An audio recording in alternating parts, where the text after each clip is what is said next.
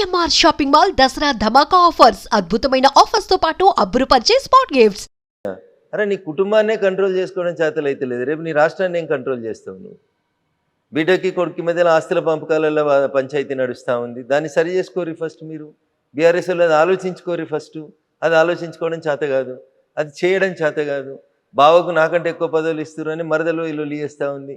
కుటుంబాన్ని చక్కదిద్దుకో, నలుగురున్న కుటుంబాన్ని చక్కదిద్దుకోలేనోడు రేపు 4 కోట్ల తెలంగాణ ప్రజల్ని చక్కదిద్దాడు, రేపు మా బాపు మళ్ళీ వస్తాడు, మేము మళ్ళీ వస్తాం, వచ్చి ఏం చేస్తారు? బిడ్డకే న్యాయం చేయలేవు, నేను దేశంలో ఎవరికే న్యాయం చేస్తావు? తొలి తెలంగాణ క్యాబినెట్లో ఒక ఆడబిడ్డకు మంత్రి పదవి వేయకుండా అట్లా ఆడబిడ్డలకి అన్యాయం చేసినావు. ఆఖరికి రెండో దాంట్లో ఇప్పుడు నీ బిడ్డనే చెప్పి బయటకు వచ్చింది, మా నాయన మొత్తం సామాజిక తెలంగాణకు వ్యతిరేకం, మా నాయననే తప్పు చేసిండు అని చెప్తుంది. ఇంకేం ముఖం పెట్టుకుని వచ్చి ఓట్లు అడుగుతారు రేపు టీఆర్ఎస్ వాళ్ళు? దేనికోసం అడుగుతారు ఓట్లు? సంపాదించిన అక్రమాస్తుల్ని బిడ్డకి కొడుకు సరిగా వంచలేదని చెప్తాడా? లేకపోతే బిడ్డకి పదవి ఇవ్వక మా అల్లుడికి పదవి ఇచ్చిన అల్లుడు ఇంకోటి చేస్తున్నాడని చెప్పుకుంటాడా? ఏం చెప్తారు మీరు రేపు వచ్చి? ఏం టీఆర్ఎస్, ఏం బీఆర్ఎస్, ఏడున్నదని ఇర్రెలవెంట్ అయిన వాళ్ళ గురించి మీరేదో ముచ్చట పెడతారు మళ్ళీ నాతోటి వచ్చి. ఏమున్నది అందులో? ఏడున్నారు వాళ్ళు? ఏడున్నారు కవిత గారు? ఎందుకు లేరు మెదక్ పార్లమెంట్లో? ఏం చెప్తారు మీరు? ప్రజాస్వామ్యం కడతాం, ప్రజలు ఓట్లు వేస్తారు. మీకు ఓట్లు వేస్తలేరు కదా, రేపు ఇంకా వేయరు మీకు. నిన్ననే మన ఒక జర్నలిస్ట్ కృష్ణ అనుకుంటా మిత్రుడు 10 ప్రశ్నలు సమాజం ముందు నుంచి సర్వే చేసిండు. ఏమొచ్చింది సర్వే రిపోర్టు?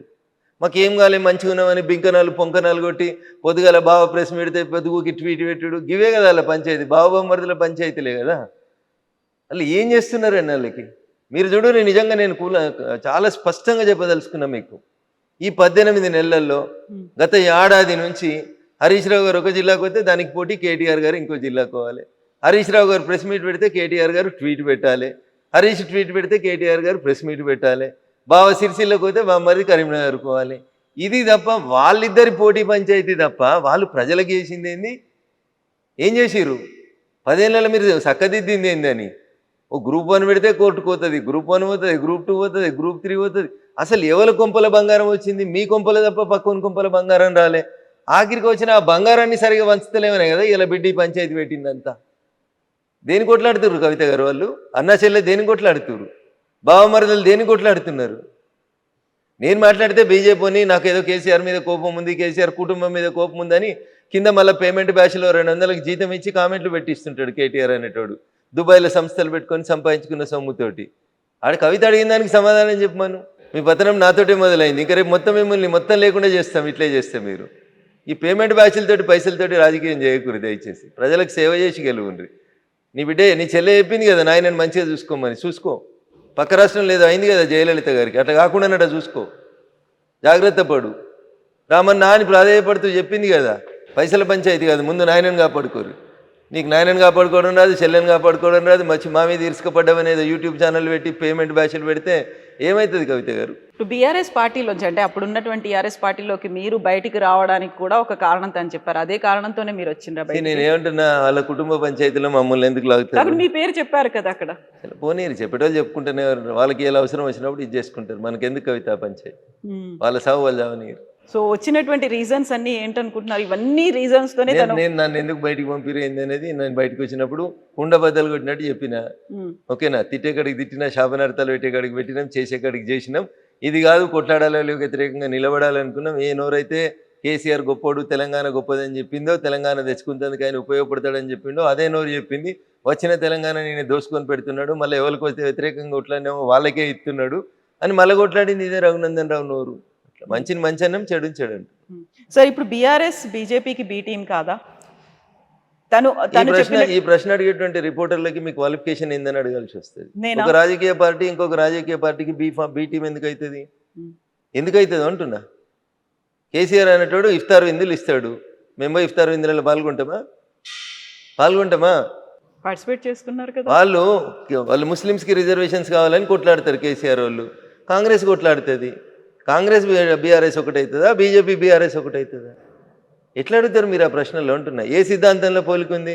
మాకు దేశం ఫస్ట్, మా నాయకుడు 24 గంటలలో 18 గంటలు పనిచేస్తాడు, వాళ్ళ కుటుంబం ఫస్ట్.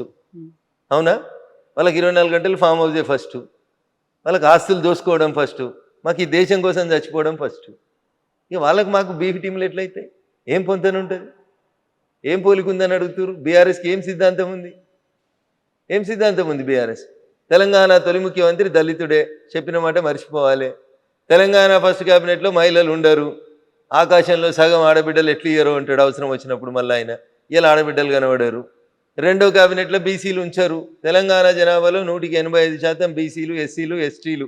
ఇది జూన్ 2014లో కేసీఆర్ గారు నిండు శాసనసభలో చెప్పిన మాట. ఏడిచ్చిండు మంత్రి పదవులు, ఏడిచ్చిండు మంత్రి పదవులు. 3 బీసీలకి ఇస్తే ఒక బీసీని అర్ధరాత్రి తీసి పారేసిండు. అవునా? ఏమున్నది మరి వాళ్ళకి సామాజిక న్యాయం అంటే? ఏమేదో చెప్తుంది సామాజిక న్యాయం అని మా చెల్లె కవిత.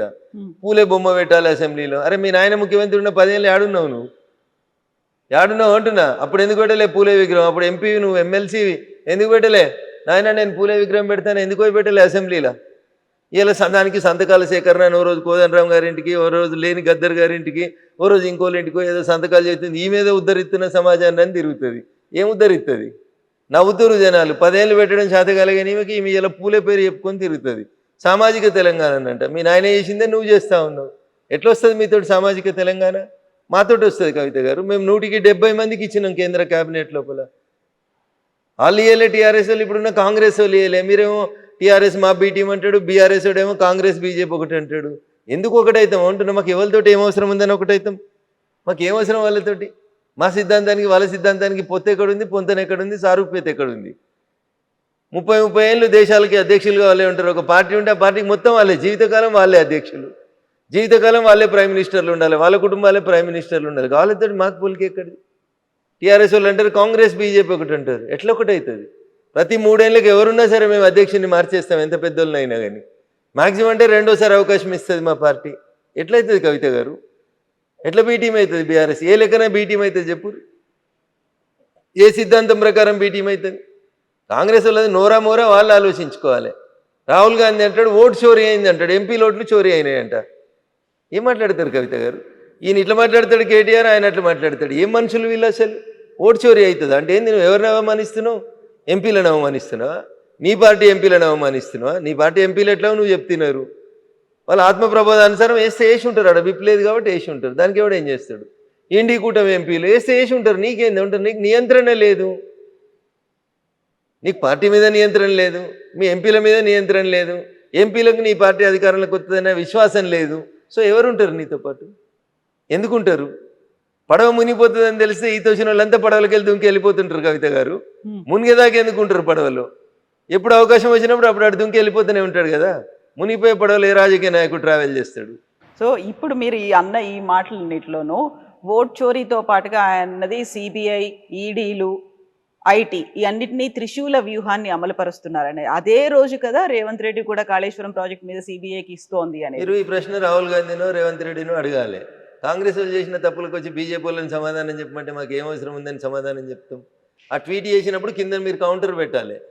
అరే వారి బుడ్డోడా, ఇది ఈ సిబిఐని ఈడీని తీసుకొచ్చింది బీజేపీ పార్టీ నరేంద్ర మోడీ గారు కాదురా బాబు, మీ నాయనమ్మ మీ తాత ఉన్నప్పుడు తెచ్చిరు, వాళ్ళని అడుగురా పోయాని అడిగిపోయి అడిగిరారా పోయా అని చెప్పాలి. గట్లా ఏది ఎప్పుడు వచ్చిందో తెలియని వాళ్ళు మాట్లాడితే ఆ నిమిషానికి ఎవడో పక్క నుండి ట్వీట్ చేస్తాడు. ఆఫీస్లో బ్యాక్ బెంచీల్లో ఫ్రంట్ బెంచీల్లో కూర్చున్నాడు, అంతేగా నేను చదివి ట్వీట్ చేస్తాడా? మరి ఇప్పుడు కాళేశ్వరం ప్రాజెక్టులో సిబిఐ అంటే ఏమవుతుంది అనుకుంటున్నారు మీరు? నాకు తెలియదు, అది చిరు అయ్యలేదో ఏమవుతుందో కాలం నిర్ణయిస్తుంది, చూద్దాం. అది మధ్యలో కోర్టుకు పోయినట్టుంది కదా, కొద్దిగా ఓపిక ఉందాం. సామాజిక న్యాయం, బీసీలకి 42% రిజర్వేషన్లు, ఇదేమవుతుంది? ఎక్కడ దాకా వెళ్తుంది? మేము ఇస్తున్నాం కదా, మాకు అవకాశం ఉన్న ప్రతి చోట మేము ఇస్తున్నాం. కాంగ్రెస్ లాగా ముస్లిమ్స్తో కలిపి ఇచ్చేటువంటి ఆలోచన మాకు లేదు. మేము డాక్టర్ బిఆర్ అంబేద్కర్ గారు రాసిన రాజ్యాంగాన్ని ఫాలో అవుతాం. డాక్టర్ బిఆర్ అంబేద్కర్ గారు రాసిన రాజ్యాంగంలో ఎస్సీలకి ఎస్టీలకి రిజర్వేషన్లు ఇవ్వమన్నారు, కానీ మైనార్టీలకు రిజర్వేషన్లు ఇవ్వమని చెప్పలేదు. అయినా కవిత గారు బిలో 10 ఉంటే మైనార్టీస్ అవుతారు, మోర్ దెన్ 10 అయినాక వాళ్ళు మైనార్టీస్ ఏంది, వాళ్ళకి మైనార్టీ రిజర్వేషన్ ఏంది, వాళ్ళని తెచ్చి బీసీ రిజర్వేషన్లో పెట్టేటువంటి తెలివి తక్కువ పని ఏంది? ఎట్టి పరిస్థితుల్లో కూడా వాళ్ళకి రిజర్వేషన్స్ ఇవ్వం మేము. సో దీనికి చట్టబద్ధత వస్తుంది అనుకుంటారా? కోర్టుకు వెళ్తారా? ఏమైనా పోని, వాళ్ళు ఎడికైనా పోని, కోర్టు ఏం చెప్తుంది? భారత రాజ్యాంగాన్ని దాటిపోయి పనిచేయమని చెప్తుందా? రాజ్యాంగం ఫ్రేమ్ ఎంత ఉంటే గంతలనే పనిచేయమని చెప్తుంది. రాజ్యాంగబద్ధమైనటువంటి విషయాల్ని రాజ్యాంగబద్ధంగానే పరిష్కరించమని చెప్తుంది. రాజ్యాంగం లిమిట్ని దాటి పనిచేయమని ఎవరెట్లా చెప్తారు కవిత గారు? ఇప్పుడు 42% రిజర్వేషన్ ఇయ్యనంత వరకు స్థానిక సంస్థల ఎన్నికలు రావు. వాళ్ళకి ఎన్నికలు పెట్టే ధైర్యం లేక వాళ్ళ మాట మాట్లాడితే నేనేం చేస్తాను? గెలిచి నీకు ఇలా 18 నెలలు 20 నెలలు అవుతుంది, ఇవాళ దాకా ఎలక్షన్స్ పెడతలేరు మీరు. ఇప్పుడు బీజేపీని బదనాం చేసినందుకు కుట్రా, బీజేపీ 42% రిజర్వేషన్లు ఇస్తలేదు కాబట్టి మేము ఎలక్షన్లు పెడతలేమని కుట్రా. రిజర్వేషన్ ఎంత ఉండేది? ముందు ఎన్నికలు అయితే పెట్టి సార్ ఊర్లలో ఊడ్చడానికి జీతాలకి ఏడుస్తున్నారు. సర్పంచులు లేక సగం ఊర్లు ఇబ్బంది పడతా ఉన్నాయి. ముందు ఎలక్షన్లు పెట్టుర్రి, దానికైతే పార్టీ గుర్తుండదు కదా. గెలిచిన వాళ్ళంతా మా కాంగ్రెస్ వాళ్ళనే కండువ కప్పుకో, ఎవడొద్దంటాడు తర్వాత నిన్ను. ఎలక్షన్లు పెట్టన్నా అంటున్నాం మేము. నువ్వు 42% వాళ్ళకే ఇచ్చేసి పెట్టుకో. 42%లో 10% ముస్లింలకు ఇవ్వడం వల్ల హైదరాబాద్ లాంటి సిటీ లోపల మీరు 150 కార్పొరేటర్లు ఉంటే దాంట్లో వాళ్ళు 10-15 మంది వాళ్ళే వచ్చేస్తున్నారు. ముస్లిం మైనార్టీలు బీసీ కోటా కింద వస్తూ ఉన్నారు. దీన్ని మేము వ్యతిరేకిస్తూ ఉన్నాం. And for more videos, Please subscribe to iDream. Please subscribe to iDream. Please subscribe iDream. And please subscribe to iDream. For more videos, subscribe to iDream. please like, share and subscribe to the channel. Congratulations, iDream. Subscribe to iDream. Subscribe to iDream. So subscribe to iDream Media. iDream ki iDream team andarki huge congratulations. Please subscribe iDream Media. Please subscribe to iDream.